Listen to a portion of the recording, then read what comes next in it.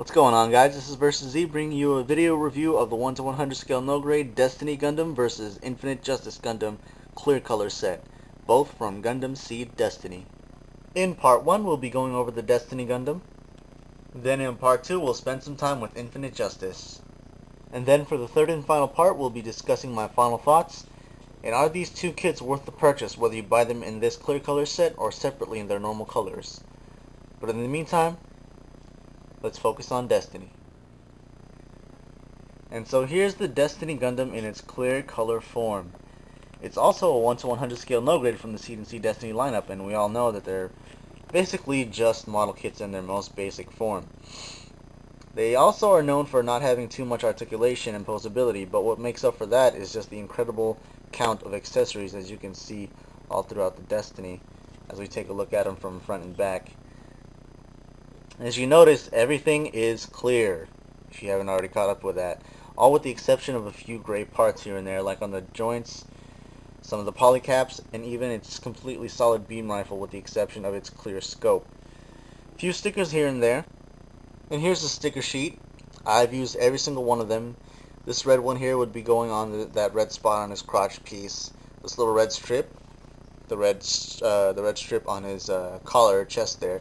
These two yellow ones here would be the ones on the shield. You'll get a closer look at that later. These diamond-shaped stickers are actually 4 separate stickers, which will go on 2 of his main accessories: eye camera, head, and another head sticker.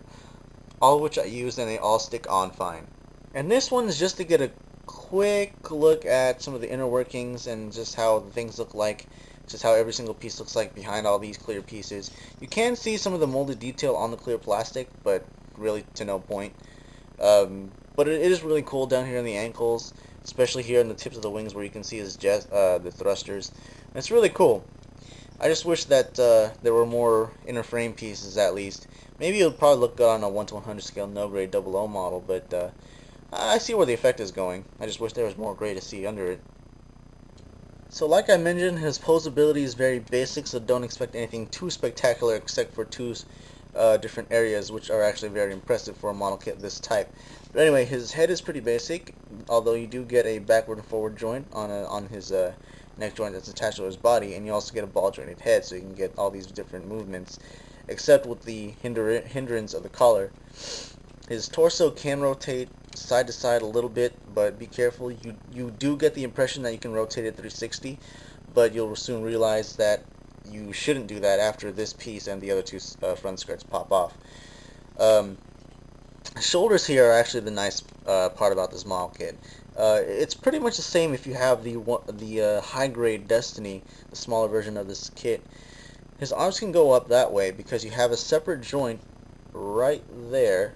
You have that separate joint right there that will allow you to rotate the hands backwards slightly, forward slightly, and you can even raise it up separately from the shoulder joint that's attached underneath this armor piece. So you get a total of a reach about that high. Of course, it gets a little hindered once you get the physical shield mounted on the forearm, but that's about as much as you're going to get. It will rotate 360. It's meant to rotate 360, except that these wings and the pieces on the back are in the way.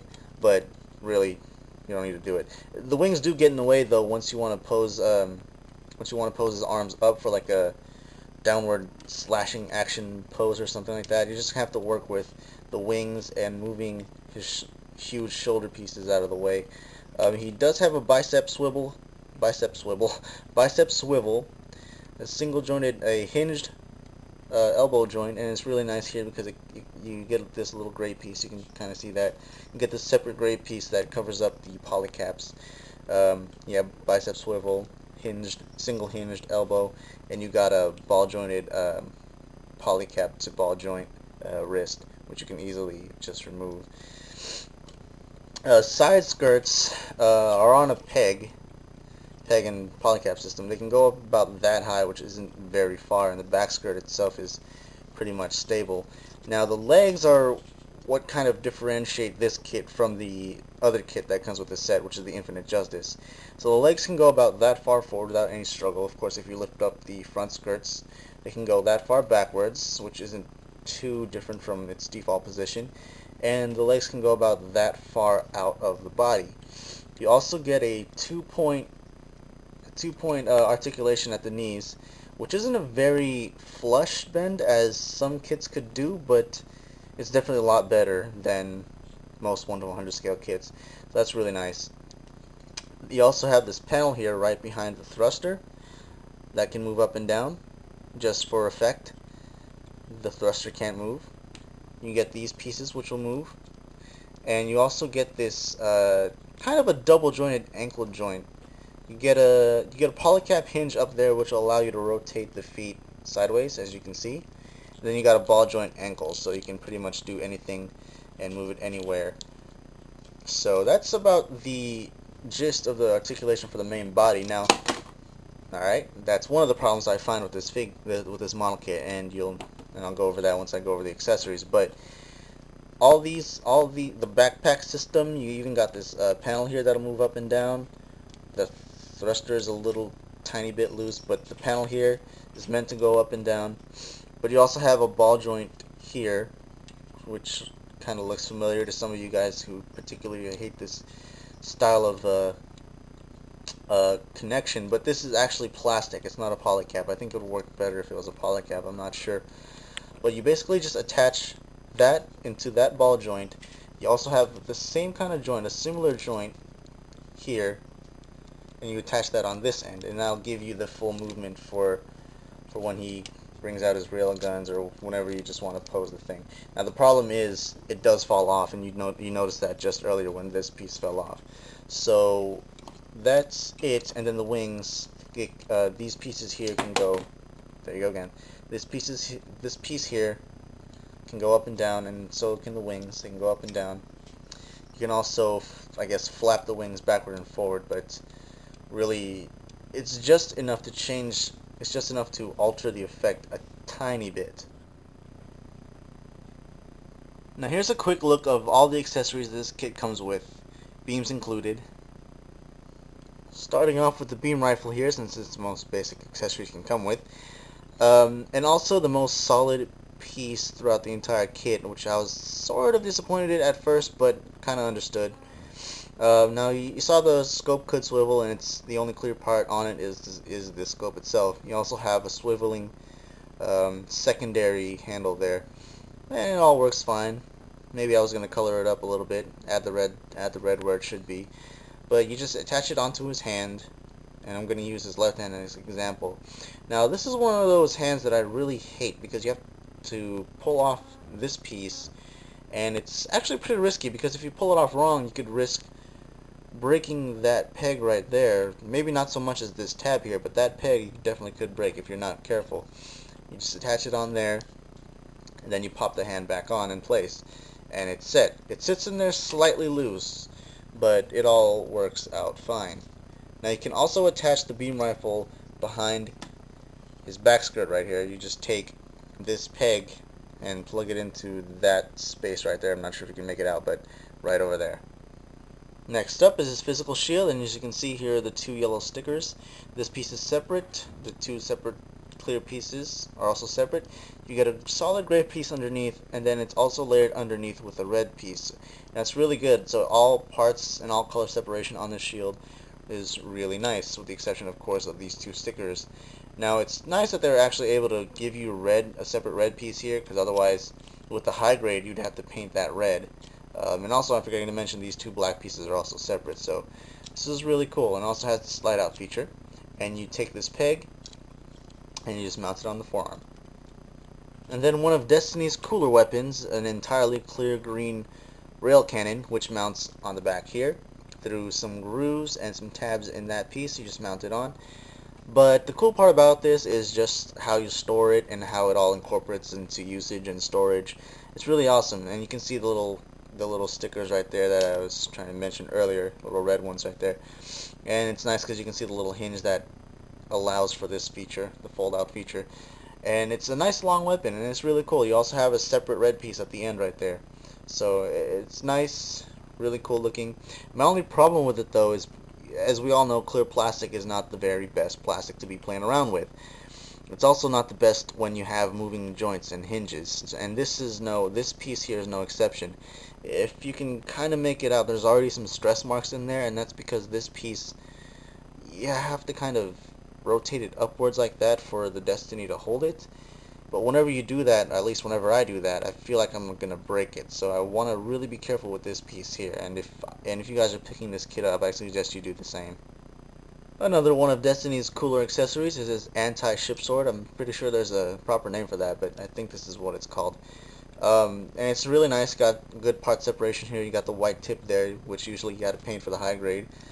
And it also has the same fold-out feature. It's a little risky here, though. More of those red stickers there. I did say they all stick fine, except for when I applied this one. I think my hands were a little greasy, so it's kind of lost some of its stick. So that one I'm just going to have to keep an eye out. But other than that, all the stickers stick fine. You have also more clear white pieces here on the blades and the edges. These pieces fold out. And then you take one of the beam pieces. It's longer beam pieces. Here it is, very nicely detailed. You take the fatter edge and you plug it down the bottom next to the scabbard. Is that the proper name? Whatever. Anyway, and then you just kind of apply some pressure to fold it inward, and then that's going to go on top that way, and that gives for a great looking sword. And the same way you attach the rail cannon is the same way you attach the beam saber. Of course, you just got to fold it down, fold it back down. And this is where it gets annoying. There we go. Fold it back down. Close these two guys, and then you look as best as you can. You look for these two grooves here. You line it up with the two pegs aligned in there, and you just, well, if it allows me to, well, you get the idea. He also comes with, of course, this set of hands to hold weapons, and these sort of splayed out, almost wants to be shining finger hands. And of course we already know what that's for, because he has palm beams. But this isn't the Master Raid, so unfortunately there's no beam for the palms. Speaking of beams, you do get the clear beam shield, which is very nicely detailed, as you can see. And you put them on his little gauntlets here, and it's actually very difficult to do that.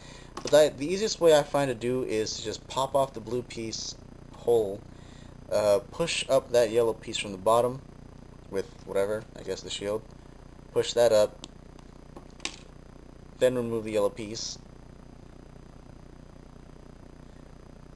Oh man. Oh man. There you go. Pop the shield in place, and then align the pegs in the proper way. Put them back in, and there you go. That's really nice. Although I won't be using this too often. I'll probably just stick with the physical shield. But this does give for a great effect. But wait, there's more beams. Yep, there are more beams. And what are they for, you ask? Well, they are for the beam effects for the boomerangs that are attached to Destiny's shoulders. The problem is, once again, it's clear plastic to clear plastic, and every time I've tried to pull them out, I felt like I was going to break something. So maybe I probably wouldn't even risk that. But that's what those beams are for. But wait, there's one more. And finally, it does come with a clear placard of Shin, Crybaby, Asuka, and Stella Lucia, which you can post on a clear piece attached to one of the clear green parts tree. And it actually gives for a great effect when you display it next to the Destiny. Now you're probably wondering, what about its posability? I think it's best that I talk to you about the posability and take some time to actually do some poses, because posing this guy is a pain in the butt. Now I am able to get him in a nice pose. That does require an action base, most of which are mid-air. But I noticed that once I got him on the action base, the hook, or the only way to get him on the action base, is the one that hooks in between. It hooks in between these hip pegs here, and that's a problem. It sounds good, but that's a problem.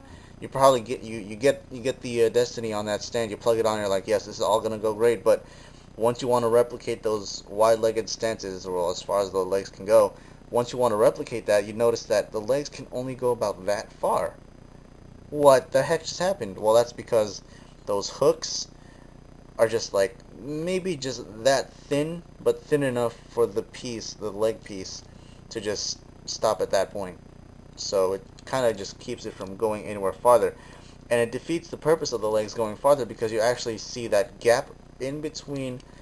I don't know if you guys can capture that, but there is a groove in between these pieces here to make room for this joint, or this thigh, to actually go in and allow the legs to go in, to go out of the body farther. And I thought that was really nice of Bandai to add that. Now, unfortunately, Infinite Justice doesn't have that, but we'll see how that works out when I review him. So posability for this guy, you really would end up with lots of basic ground-based poses. I'm not saying you can't get him any aerial cool-looking poses. The problem is, like I said, if you want to keep him in an aerial pose, you'd probably have to drill a hole in his crotch, and this all sounds wrong, but you'd have to drill a hole in his crotch piece and then place in the peg in there and put him on a stand or do something custom. Unfortunately, this set doesn't come with those stands, those special stands that the first edition normal release versions of this same kit came with. But unless you cannibalize a Wing Zero custom master grade or one of the other master grades or high grades that have, or no grades, I'm sorry, that have that same stand and use it on him, then that's fine. But if you don't have that stand, well, you're pretty much stuck with the ground. And most of all, one of the major knocks against this kit, and it's what definitely keeps a lot of people from getting it, is the fact that he lacks the wings of light. Boo-hoo. Sad, sad. I honestly don't care. So that about wraps it for the Destiny Gundam. Let me just close off with some smaller final thoughts, pointing out some of the positives and negatives of this model kit. Now, a lot of the positives have to do with just the way the model kit looks overall. The clear does give off this nice effect, especially when you put in the right light. Especially natural lighting is really cool, and if you can get your hands on a lightning base, I'm pretty sure this thing will look cool in the either the red or blue. It just looks really awesome with the clear stuff. And then just the effects that the solid gray pieces give off under all the clear plastic. I especially love the lower half of the body, because you can see it's sort of an inner frame, and that's really cool. It does have a high accessory count, and that's pretty cool. Very playable model kit. And speaking of playability, I mean, I'm pretty sure you guys are probably freaking out a little bit when I was posing him, trying to go over his articulation. You guys are probably, don't pose it too hard, it's gonna break, don't, be careful. No worries. Honestly, the only places where I'm concerned about plastic breaking, clear plastic breaking, I'll let you know in a second, but I'll let you guys know, this model kit is safe enough for you to pose in any different particular position, put the head in any way, put the arms in any way. Nothing will break. You don't get the sense of things breaking. Now, the areas, and I might as well start and go into the cons now. The areas that I have problems with, of course, were some of the clear plastic areas, like right here for his boomerangs, and unfortunately I can't really enjoy getting the boomerangs out, because every time I do I feel like I'm gonna break something. And also where I pointed out on his rail cannon, his handle, it feels very, for lack of a better term, frictiony in there, and I've already noticed some stress marks, so that's another concern part. Another concern part, it's in his bicep swivel here. You kind of notice a gap there. I don't know if you can guys see that, but that usually happens when you rotate the bicep a little too often. You do have to find yourself allowing some pressure and putting it back in. And I guess that's one of the key words there, is knowing the pressure points, knowing where you should pose, knowing how you should pose it. So just be careful. Don't go in a rush. Don't, if you want to get his arm up, don't don't just lift it up like that, because then you will break something. You might want to start off by, doing the shoulder piece first, then putting the arm up, and then it's a much smaller risk of breaking something. I'm not asking that you guys take this model kit, like have it 2 or 3 feet off the ground and then drop it and see what happens, see if it's still intact. No, I'm not saying that. I'm just saying that this model kit is stable enough so that all the major points that you got to move are pretty solid, with the exception of the areas that I pointed out. Also, try not to get carried away with the waist rotation, because it will pop off the blue piece and then eventually popping off these two front skirts. And also, just a minor issue. It's probably just mine, but this piece here does fall off a little too often than this piece. I have no idea why. It could just be mold degradation or anything like that. Stickers also is something that could have been opted out, but I felt like it was a little bit needed. And to be honest, they all do work fine, with the exception of the one sticker that got caught with my greasy hands or whatever. But anyway, that's basically it for this model kit. So I'll hope to see you guys at the next part, where I go over Infinite Justice, and then stick around for the final part, where I share my full final thoughts on both kits together, separately, and how they compare to their high grades and master grade counterparts. So with that said, I'll catch you guys later. Thanks for watching.